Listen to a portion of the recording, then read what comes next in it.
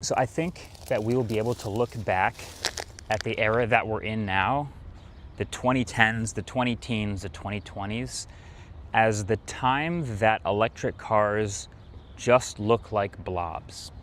And I think it'll be a time that we get to look back on, because when battery tech gets better and energy density gets higher, we won't have to focus so strictly on the coefficient of drag and making this car as aerodynamically clean and smooth as possible, and we can have design again. Until then, this is what EVs look like. So welcome to my review of the the Nissan Leaf, the facelift. It's been pretty funny, not gonna lie, seeing all the first reactions of the Ferrari Luce design unveiling, and then a lot of people comparing it to this, the Nissan Leaf, which is meant to be an insult, obviously, because the Ferrari is $640,000 and this Nissan Leaf is $40,000. So obviously there's a big difference in what those cars are made for and who they're for. But the thing is, the Leaf is actually a pretty good car. I've been driving it for the last couple days now. It's kind of perfect timing, but the Leaf has gotten this facelift. It's gotten this glow up, because I don't know if you remember previous Leafs, but they were truly ugly.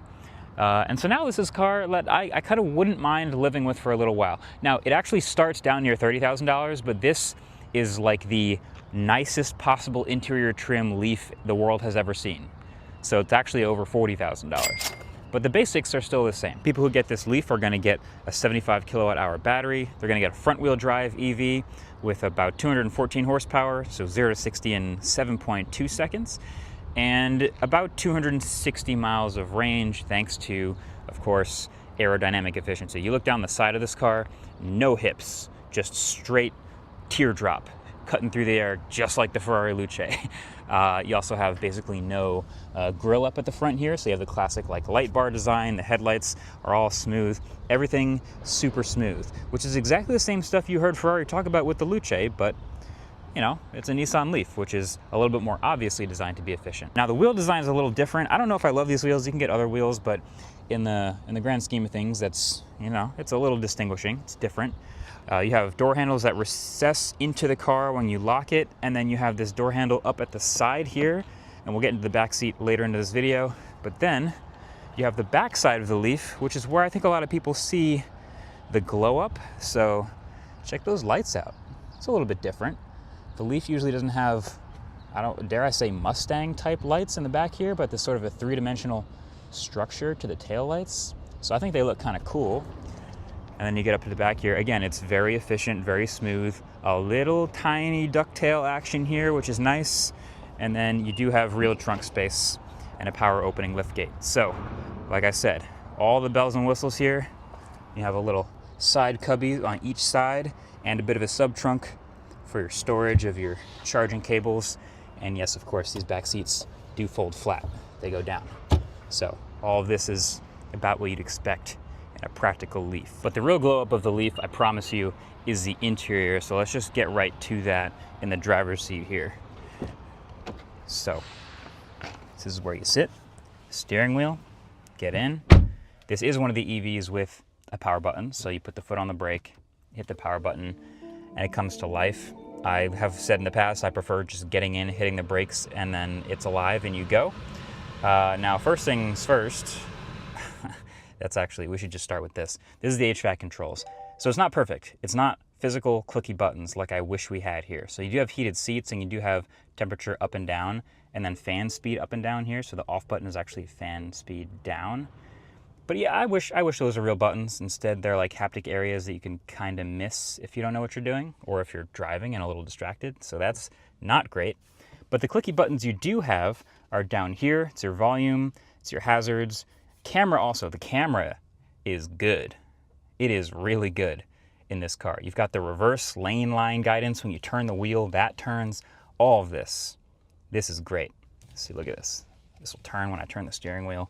All of that. So I love that. And then you have a real button for your Prindle and your drive mode and E-step. And the E-step thing, I'm going to get to in the driving section, because I'm confused by it, to be honest, but we'll get there. Then there's a steering wheel, which you have your paddle shifters for adding or subtracting regen. And then you do have some haptic buttons on this as well, which is your volume up and down, your forward, backward track, voice controls, cruise control, all that stuff is nice in here. And then materials. So you've got this knit material up top. This faux leather down here is nice.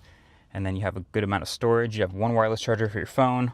A little bit of storage in here for an adapter. Two little cup holders here. You could probably put another phone there. Good amount of open space though. It feels very airy. You do have a real glove box. And then these seats are pretty nice. They are textured, they are interesting, and they are comfortable. And they have speakers in the headrests. So this is where we get to the interior glow up and the super highly optioned, really nice spec. This car is really nicely optioned. There's an HUD right in front of me. You can start with that. That's nice. It's high res, shows me my speed. Great. It's also a Bose speaker system. Like I said, there's the speakers in the headrest. There's about 10 speakers in this car, down here, up here. They sound really good, and they do the same feature that the Xiaomi SU7 did, which is when I'm listening to music and I'm navigating with Waze, it plays just the navigation sound in the headrest speaker and doesn't dip the music at all because it doesn't need to.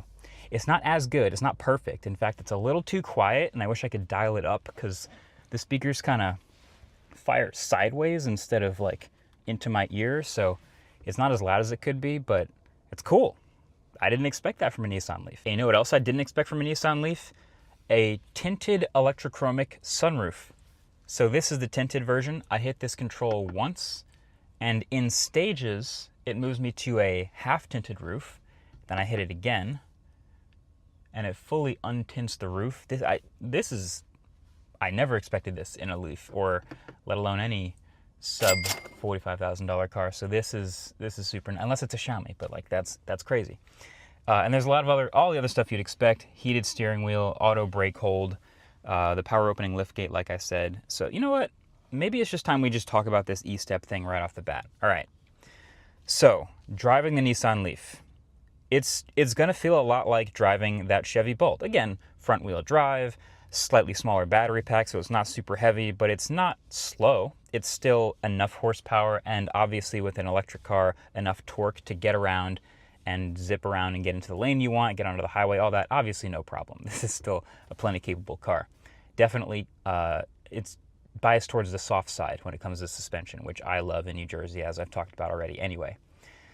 But some of these cars in this lower end range don't have the most smooth regen or the most smooth one-pedal driving calibration, and I noticed that in the Bolt, especially when getting down to zero and getting away from zero is a little bit more jerky. Here's the problem I have with the Leaf. So you do have the ability to adjust regen here while you're driving. A little bit up or a little bit down in 3 stages. But there's also this E-step button. And I assumed that that would be the one-pedal driving button. And when I pressed it, it essentially felt like it added way more regen, the highest end regen level, but it wasn't one-pedal driving. Because when I would get down to like 5 miles an hour and I was about to come up to like a stop sign or a red light or something like that, it wouldn't fully go all the way to zero. So it varies the level of regen. It would be really heavy regen on highway speeds and at higher speeds, and it would go all the way down to 5 miles an hour, and then it would just hold at 5 miles an hour and keep applying power instead of being real one-pedal driving and going to zero. I don't like that. I don't even really understand that. I could already get the most regen possible out of the handle here, these paddle shifters. So why isn't this one-pedal driving? Nissan, let me do one-pedal driving. That's kind of the whole point of an EV, is not having to switch over and hit the actual brake pedal to get to zero. So that's my beef with the Leaf and driving it. Okay, let me show you the back seat, because it is also a little bit unique in the Leaf. See this little door handle up here? This is, again, when you design a car for aerodynamic efficiency, that's one of those things you end up with. I don't hate it. It's still totally fine. You get in, and this is my seating behind my actual 6'3" driving position. It's a little bit snug in here, so there's not a lot of foot space under the seat. So I really don't have much room to like move my legs or feet around, and I'm right up against this slightly thicker seat here. So if the passenger is a little further forward, it's a little bit less cramped, but they are heated seats, and you do have power down here, and yes, an actual 110, so that's nice too. But otherwise, just a normal bench seat. You know, get a little texture in here because it's a nice premium trim, but Other than that, nothing to write home about in the backseat of the Leaf. But it's not bad either. But overall, I'm so impressed by the Nissan Leaf's glow up. Like I said, I didn't review or own a previous gen Leaf, but we all know the reputation of the first Leafs as the extremely uncool electric car that no one would want to be caught dead driving. Now it's like this super well equipped, like it's got wireless CarPlay and wireless Android Auto. It's got 260 miles of range. It's got a nice peppy, throttle response, and it's very drivable. It's got an HUD, a tinted sunroof, plenty of space. Like, this is a proper, like, really nice graduation from what the Leaf used to be. So I'm impressed. I'm impressed with it, and I have no problem now recommending the Leaf to people who are maybe not over that old assumption of what the Leaf's supposed to be. So now that we've seen the Ferrari Leaf in action and what it's capable of, I'm curious what your thoughts are. I mean, I feel like there's a whole nother video I could make just on electric car design. And if you've made it this deep into the video, I know you're a true fan, so I'll just put it here at the end of the video. I don't know if it feels like defending Ferrari to explain why they made a lot of the decisions that they made, but there is definitely a problem with that design and why they felt the need to make it a blob when I don't think anyone should care about the aerodynamic efficiency of a Ferrari. It should look like a Ferrari. It's an exciting car. Give it downforce, give it character. But they didn't do that, and now it just looks like a Nissan Leaf. I could already get a Leaf. A Leaf is great. Why would I want it to look like a Leaf? I'm curious if you want a separate video about the design philosophy of electric cars in the era where battery tech isn't good enough to not think about that at all. But let me know what you think. Anyway, it's been the Leaf. Thanks for watching. Catch you in the next one. Peace.